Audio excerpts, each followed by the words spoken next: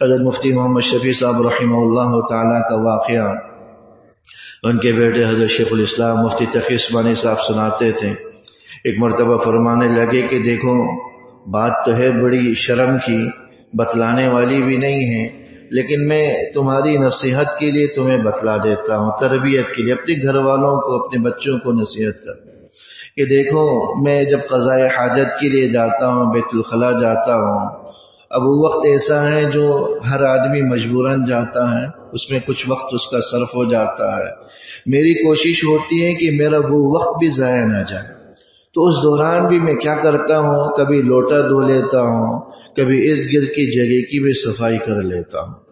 اب یہ جو وقت جو انسان مجبوراً وہاں گزار رہا ہے، جس کو اس نے گزارنا ہی گزارنا ہے، ہر آدمی کی طبعی حاجت ہے، حضرت فرماتے تھے میں اس کو بھی قیمتی بناتا ہوں۔ اشارہ اس طرف کرتے ہیں کہ جو عقل مند ہوتا ہے وہ اپنی زندگی کا کوئی لمحہ یوں ہی نہیں چھوڑتا، اس کو قیمتی بنانے کی کوشش کرتا ہے، کسی نہ کسی ذریعے سے اس کو قیمتی بناتا ہے۔ یہ ان کی طرف سے اس واقعے کو بتلانے کا مقصد صرف اس بات کی نشاندہی کرنی تھی کہ اوقات عمر بڑے قیمتی ہیں، ایک ایک لمحہ اس کا قیمتی ہے، ایک ایک سیکنڈ قیمتی ہے، کب اللہ کی طرف سے بلاوا آ جائے ہمیں اس کا پتہ نہ چلے۔